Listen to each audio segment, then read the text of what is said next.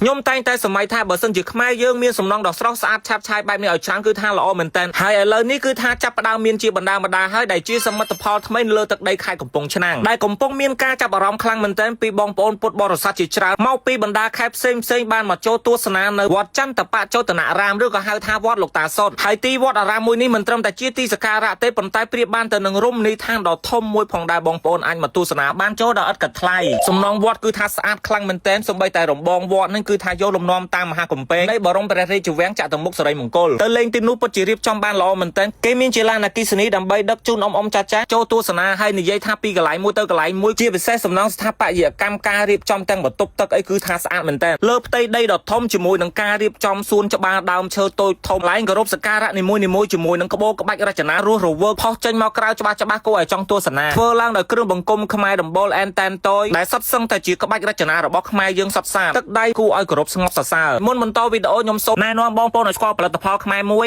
ដែលផលិតដោយស្នាដៃកូនខ្មែរយើងផ្ទាល់តែម្ដងជាសាប៊ូលាងខ្លួនទឹកអង្ករផ្កាម្លិះដែលមានធាតុផ្សំយកមកពីបងប្អូនប្រជាកសិករខ្មែរយើងពិតជាវត្ថុធាតុដើមសរីរាង្គស្ទើរតែទាំងស្រុងមានដូចជាប្រេងដូងទឹកដោះគោស្រស់រទាកន្ទុយក្រពើអង្ករដំណើបផ្កាម្លិះស្លឹកតើយអំបិលកំពតស្លឹកម្រុំប្រេងរំដួលបូកផ្សំជាមួយនឹងវត្ថុឧស្សាហកម្មមួយចំនួនបង្កើតបានទៅជាសាប៊ូលាងខ្លួនដែលមានគុណភាពល្អនិងសុវត្ថិភាពបងប្អូនអាចប្រើជាប្រចាំមិនចាំបាច់ព្រួយបារម្ភដែលមានអត្ថប្រយោជន៍ជួយកម្ចាត់បាក់តេរីនៅលើស្បែកជួយបំបត្តិមុនខ្នងឲ្យស្បែកយើងមានសំណើមបែបធម្មជាតិដែលមានក្លិនក្រអូបអាហារបែបអង្ករផ្កាម្លិះហើយខ្ញុំបានតេស្តប្រើយូរមកហើយគឺថាគុណភាពល្អប្រើពិតហើយសម្រាប់ប្រភេទសាប៊ូដុំក៏យើងមានដែរប្រើបានគ្រប់វ័យទាំងក្មេងទាំងចាស់ទាំងស្រីទាំងប្រុសអាចប្រើបានទាំងដងខ្លួននិងមុខផងដែរសម្រាប់សាប៊ូដុំនេះដោយសារតែគ្មានជាតិកាត់និងជាសាប៊ូបែបធម្មជាតិពិតតម្លៃត្រឹមតែ 12000 រៀលទេក្នុងមួយដបហើយមានចំណុះរហូតដល់ 900 មីលីលីត្រតម្លៃធូរថ្លៃមែនទែនហើយមានគុណភាពល្អទៀតសង្ឃឹមថាពុកម៉ែបងប្អូននឹងជួយគាំទ្រផលិតផលក្នុងស្រុកដើម្បីជំរុញសេដ្ឋកិច្ចជាតិតាមរយៈការទិញសាប៊ូនេះពីពេកអនុសាសន៍យើងផ្ទាល់ចំណែកខាងនេះវិញគេមានធ្វើជាស្ពានវែងមានកន្លែងអង្គុយចឹងទៅបងប្អូនអាចចូលទៅទស្សនាសួនសត្វមានដូចជាកូនសត្វទន្សាយមានសត្វក្តាមសត្វប្រើអីជាដើមដោយស្ពានធ្វើវែងត